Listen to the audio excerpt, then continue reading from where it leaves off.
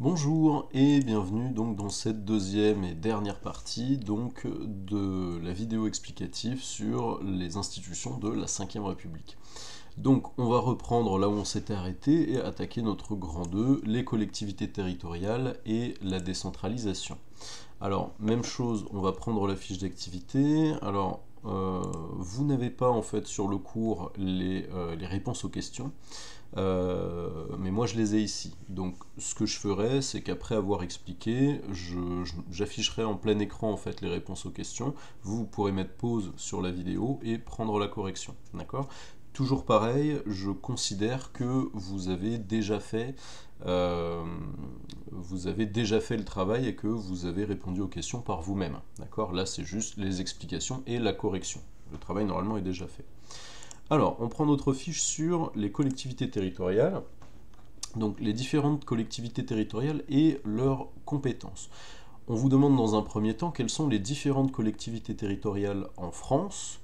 Donc, on en avait déjà un tout petit peu parlé en cours. Les collectivités territoriales de la République sont les communes, les départements, les territoires d'outre-mer et les régions. D'accord? Donc, collectivité territoriale, c'est une sorte de mot-valise qui désigne tout ça, communes, départements, régions, et en comptant également ceux qui sont en outre-mer, ce qu'on appelle les DROMCOM. D'accord? Comment sont-elles administrées? Donc, elles s'administrent librement par des conseils élus. Donc, un conseil, c'est un ensemble de personnes élues, donc qui sont élues par les citoyens. Et ces différents territoires sont administrés, sont commandés, si vous préférez, de cette façon-là, par des groupes de gens qui sont élus par les citoyens. Alors, je vais vous afficher la correction, voilà, de façon à ce que vous voyez un peu mieux. Donc là, normalement, vous ne voyez plus la webcam.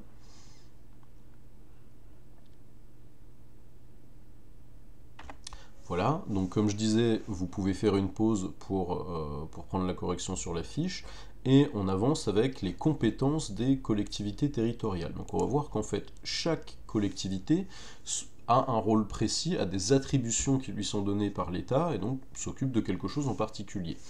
Donc on a trois volets, l'action sociale, donc c'est aider les gens qui en ont besoin, l'éducation et le transport et les infrastructures, donc les constructions.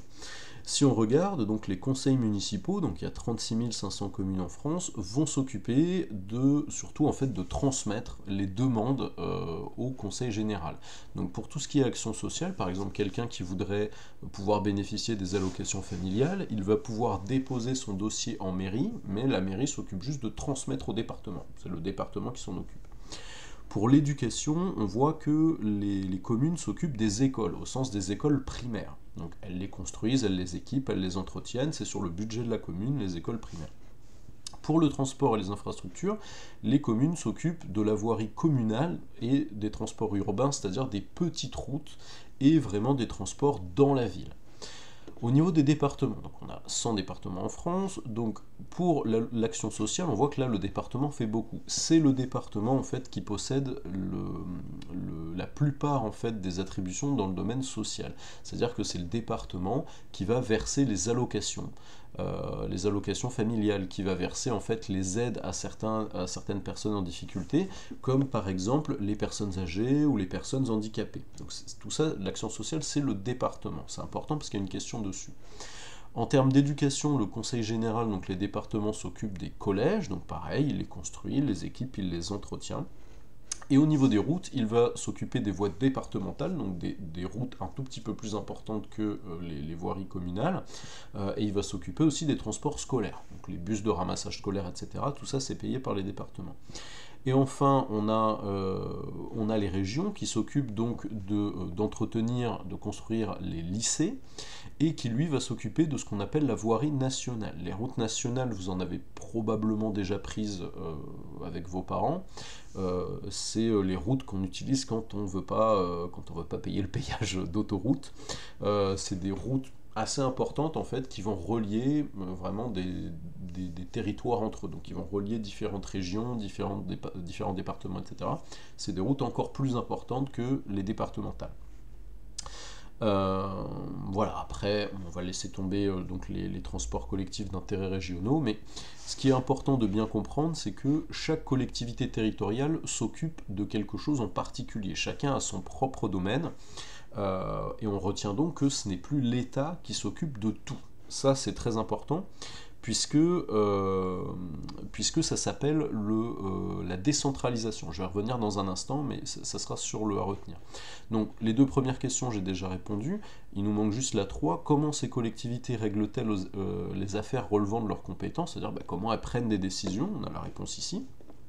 Donc, on a un article de loi qui nous dit « Les communes, les départements et les régions règlent par leur délibération les affaires de leurs compétences ». On a déjà dit qu'en fait ils étaient commandés, ces territoires, par des conseils élus, donc des groupes de gens qui ont été élus par les citoyens. Tout simplement pour prendre des décisions, ils vont délibérer, ça veut dire discuter entre eux, échanger, pour finalement prendre des décisions. D'accord? Donc même chose, je vais vous mettre la correction, vous n'hésitez pas à mettre pause pour la prendre, je vais retirer la webcam pour que ça soit plus visible.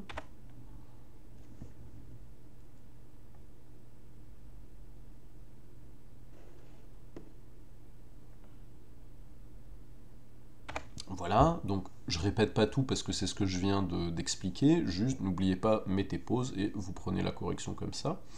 Par contre, on va passer un tout petit peu plus de temps sur le à retenir, que cette fois-ci, normalement, vous avez sur le cours que je vous ai envoyé par mail. Et donc là, pareil, je vais réexpliquer. Donc, les collectivités territoriales, c'est les communes, les départements, les régions et les DROMCOM, donc prennent en charge les intérêts d'une population sur un territoire précis. Ça veut dire que chaque collectivité territoriale s'occupe d'un territoire plus ou moins grand. La région, les départements, les communes. Elles sont gérées par des conseils élus, comme on a dit, donc qui portent différents noms, les conseils municipaux, les conseils généraux pour les départements, les conseils régionaux. Et dans le cas des départements, il y a aussi un préfet. Le préfet, lui, n'est pas élu, c'est un représentant de l'État. Bon, on vous en voudra pas si vous retenez pas spécialement le rôle du préfet, c'est pas le plus important. Alors, ça par contre, ça l'est. Les lois de décentralisation, on en avait un tout petit peu parlé en cours, de 1982 et 1983, ont donné d'importants pouvoirs aux collectivités territoriales, chacune ayant ses domaines de compétences, comme on l'a vu sur la fiche. Donc, la décentralisation, c'est le transfert de compétences de l'État aux collectivités territoriales. Je vous explique ça de façon un tout petit peu plus simple. Auparavant, on était dans ce qu'on appelle un État centralisé. Ça veut dire que c'est le gouvernement de Paris qui décidait de tout. D'accord ?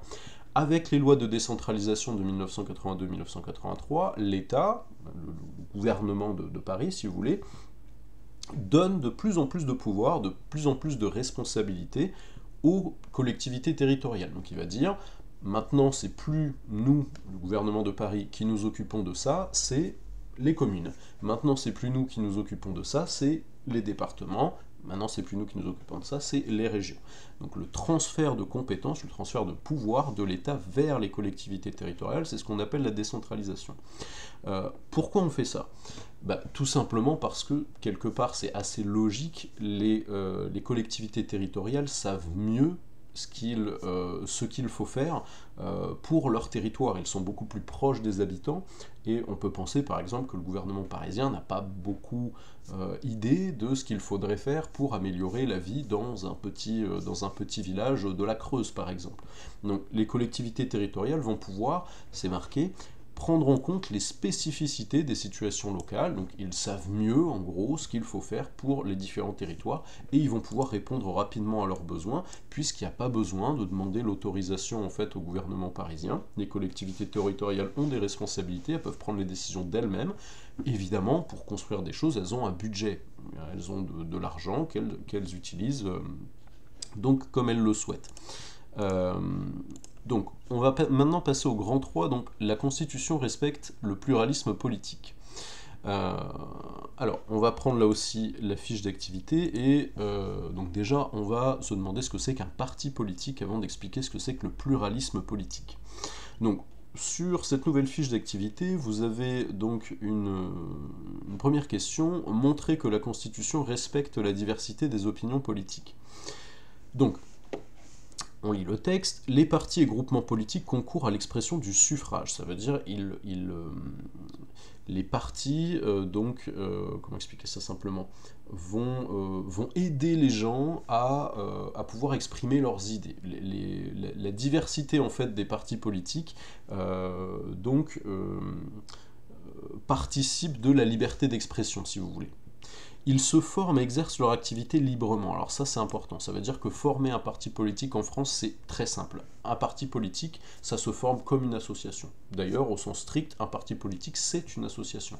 Pour former un parti politique, on fait un tout petit document où on explique qui on est, qu'on veut créer un parti politique, il n'y a pas besoin d'autorisation spéciale ou quoi que ce soit. En 10 minutes, vous pouvez créer votre parti politique. Donc ça c'est important, il n'y a pas de restriction, c'est pas compliqué, on n'essaye pas de dissuader les gens de créer un parti politique. Ils doivent respecter les principes de la souveraineté nationale et de la démocratie.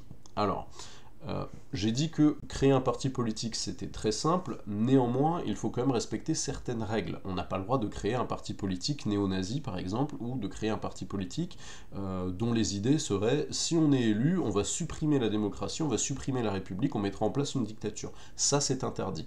De même que les partis qui ont ouvertement des idées racistes, des idées haineuses, etc. Tout ça, c'est interdit. En dehors de ça, on a le droit d'avoir les idées qu'on veut et de créer le parti politique qui va avec. Donc, ça, on va passer. La loi garantit les expressions pluralistes des opinions et la participation équitable des partis dans la vie démocratique de la nation. Alors, ce passage aussi est important. La loi garantit les expressions pluralistes des opinions, donc c'est ce qu'on disait, peu importe les idées, du moment qu'elles respectent la loi, on a le droit de les exprimer, on a le droit d'avoir un parti politique donc, qui correspond à nos idées, on a le droit de le créer nous-mêmes. D'accord ? Donc montrer que la Constitution respecte la diversité des opinions politiques, premier point, dans la Constitution il y a marqué que c'est facile de créer un parti politique, il n'y a pas d'autorisation spéciale à avoir, etc. Voilà. Et deuxièmement, c'est bien marqué aussi dans la Constitution qu'on respecte les différentes idées et que les partis politiques ont le droit d'avoir les idées qu'ils veulent du moment qu'ils respectent la loi, encore une fois. On arrive à la deuxième question, quelles sont les différentes missions des partis politiques? Alors là, je ne vais pas lire en entier le texte, ça sera un peu redondant, de toute façon vous êtes censé l'avoir fait, encore une fois, je vais juste me contenter des explications. Alors, il y a deux rôles principaux aux partis politiques, trois même. Premièrement, un parti politique, il cherche à appliquer ses idées, il cherche à être élu. S'il est élu, que ce soit au gouvernement ou à l'Assemblée nationale, il va donc mettre en place ses idées et il va essayer, avec ses idées, d'améliorer la vie du pays par rapport aux idées de ce parti. Si le parti politique n'est pas élu, il a quand même un rôle, puisque il va pouvoir en fait montrer une autre voie aux citoyens. Il va créer du débat. Par exemple, un parti politique qui n'est pas élu, on appelle ça un parti politique d'opposition, il va pouvoir s'exprimer dans les médias avec des porte-paroles et dire le gouvernement fait ceci, nous on n'est pas d'accord, nous on propose plutôt de faire ça. Et ainsi, il va faire réfléchir les citoyens. Les citoyens vont sans cesse avoir en fait une contradiction du gouvernement, ils ne vont pas avoir un seul son de cloche, comme par exemple ce qu'on avait vu avec les régimes totalitaires où c'est toujours très bien, il n'y a aucun problème, etc. Là, vu qu'on est dans un pays où on respecte le pluralisme politique, les partis d'opposition peuvent critiquer ce que fait le gouvernement, ça fait réfléchir les citoyens, ça nourrit ce qu'on appelle le débat démocratique. D'accord ? Donc, même chose, je vais vous laisser prendre la correction. Alors oui, petite parenthèse, je ne sais plus si sur votre cours, en fait, vous avez la définition de parti politique. Si ce n'est pas le cas, notez-la, trouvez un endroit, en fait, où vous pouvez l'écrire, et donc c'est assez important, n'oubliez pas de surligner. J'enlève la caméra pour que vous puissiez mieux voir. Voilà, donc pareil, n'hésitez pas à faire pause, et vous prenez la correction.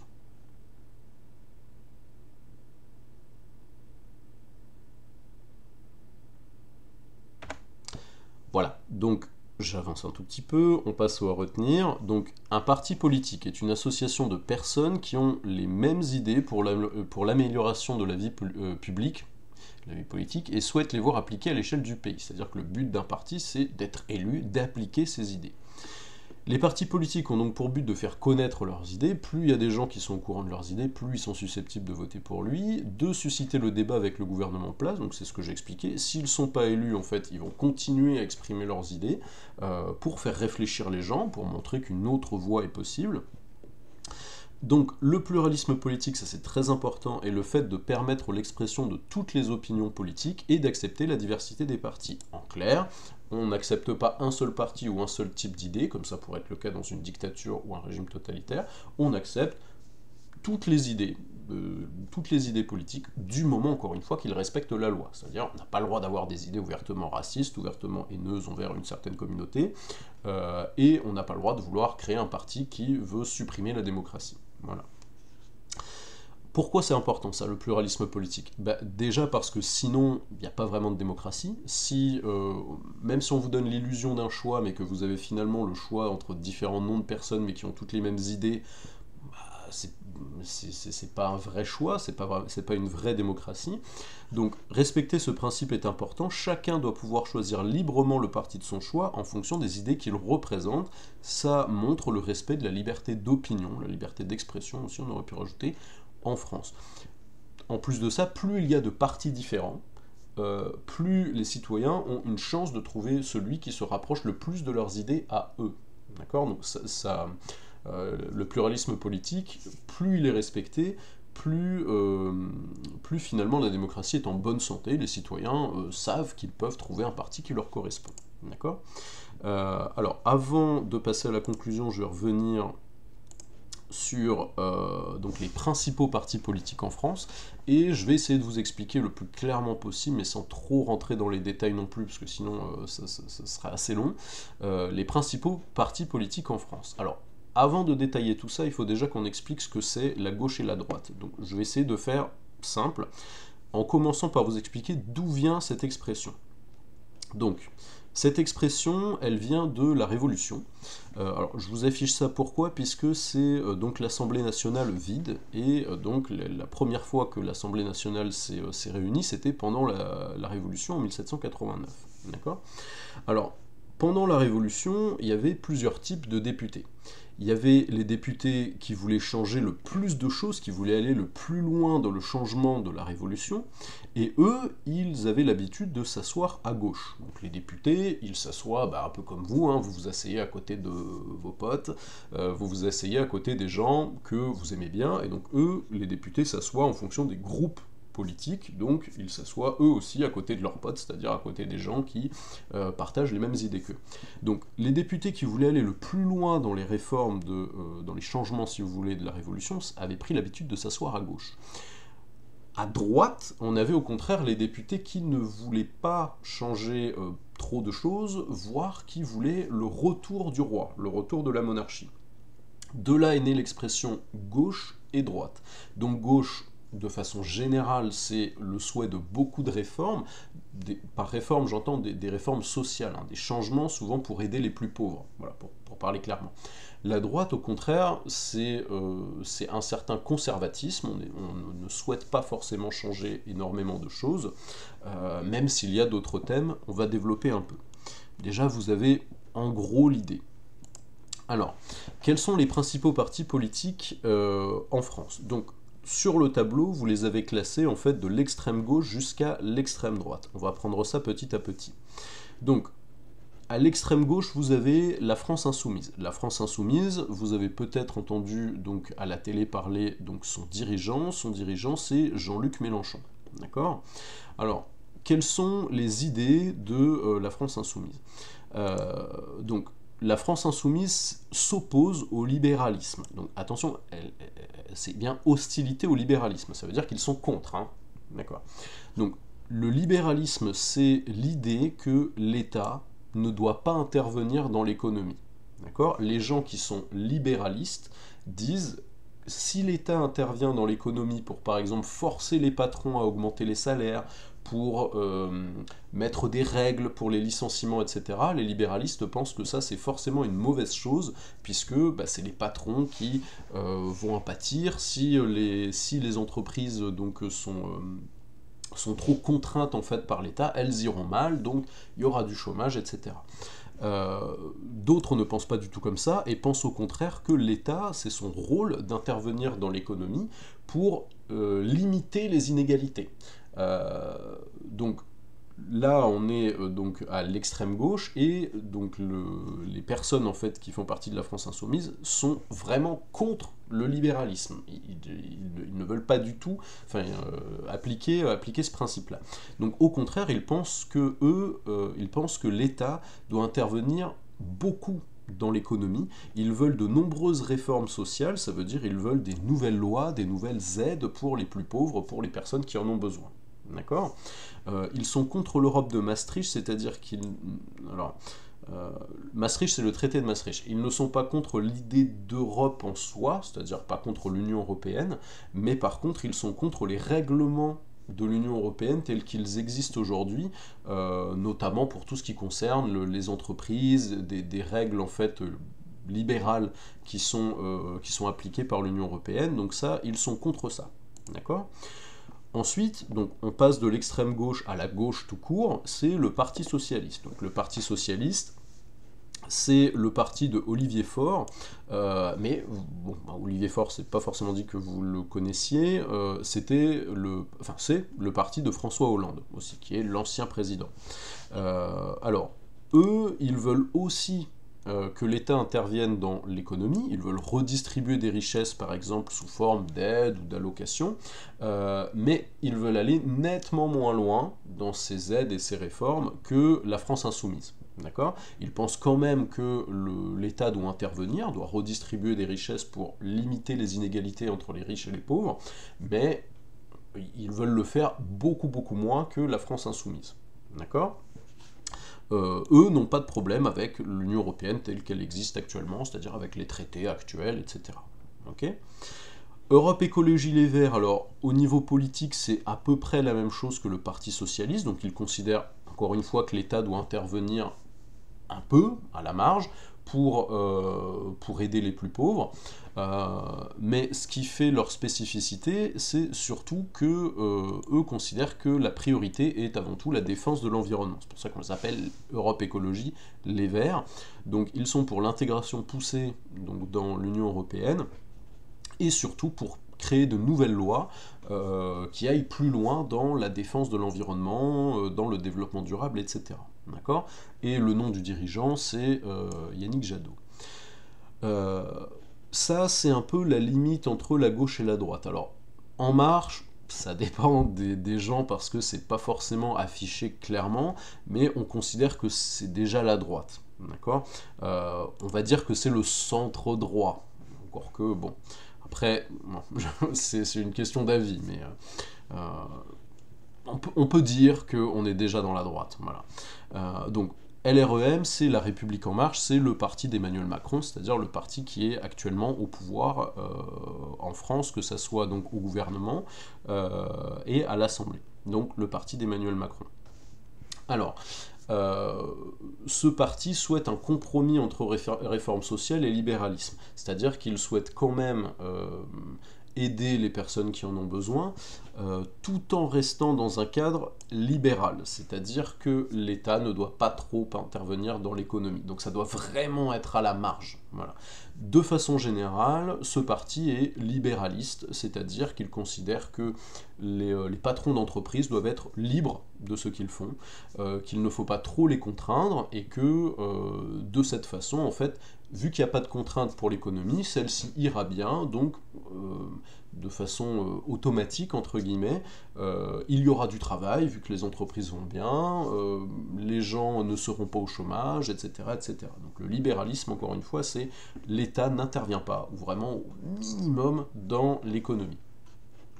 On continue à aller toujours plus loin vers la droite et on arrive aux Républicains. Donc les Républicains, c'est Christian Jacob, Laurent Wauquiez, etc.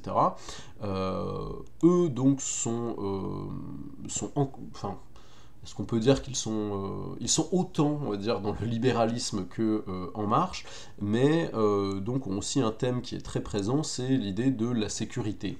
Donc il y a un attachement à l'autorité de l'État. L'idée, c'est une certaine certaine rigueur, une certaine sévérité dans l'application de la loi, plus de police, ce genre de choses. Il y a vraiment un thème sécurité qui est assez marqué. Et globalement, ils sont d'accord avec l'Union européenne telle qu'elle existe. Enfin, on arrive à l'extrême droite avec le Rassemblement National, qui a changé de nom puisqu'avant c'était le Front National, donc qui est le parti de Marine Le Pen, et donc qui a différentes idées que je vais développer petit à petit. Donc, un des principaux thèmes, c'est l'immigration. Donc le Rassemblement National considère que la France doit fermer au maximum ses frontières et ne pas accueillir donc de personnes qui viennent d'autres pays, tout simplement, ce qu'on appelle des immigrés. D'accord ? Une autre idée, c'est le protectionnisme économique. Alors, qu'est-ce que c'est que ça? Le protectionnisme économique, c'est l'idée de favoriser au maximum les entreprises françaises. Comment? Par exemple, pour que les gens achètent plus de produits français, l'idée c'est de taxer très très cher les produits qui viennent d'autres pays.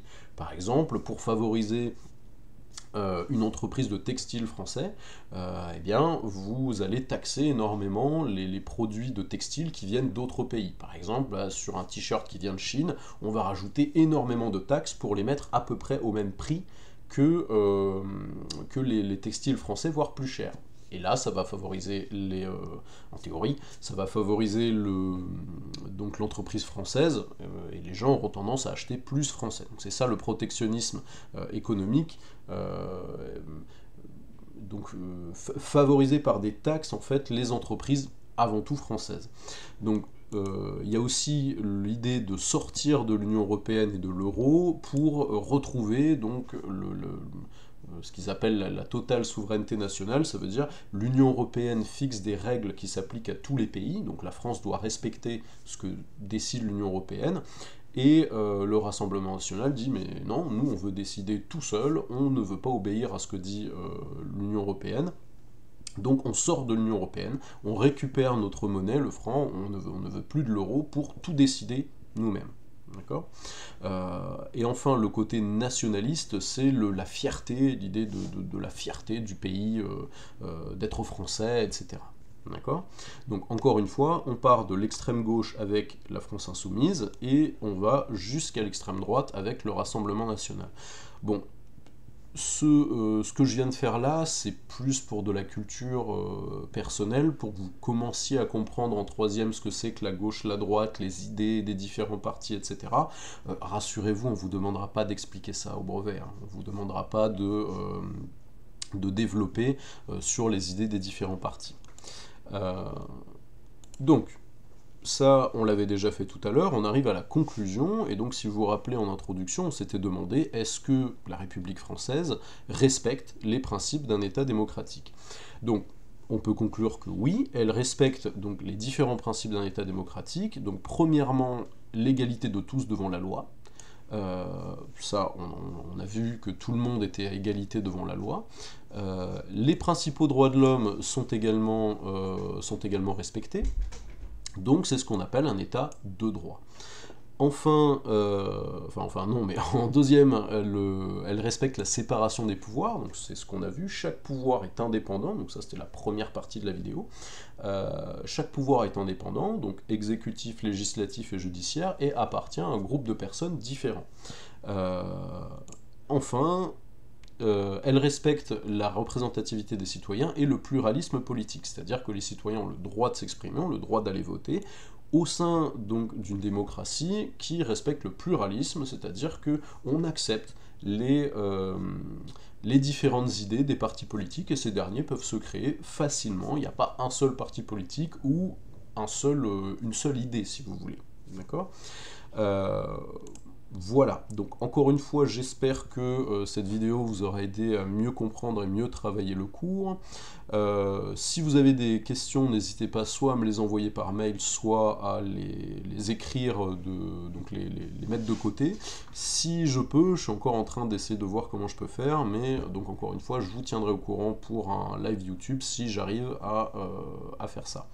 Voilà, à nouveau j'espère que vous allez bien, bon courage en ces temps de confinement, et puis à bientôt, j'essaierai là aussi pour les prochains chapitres que je serai peut-être amené à vous envoyer par mail, de faire des vidéos, et je vous tiens au courant par mail. Voilà.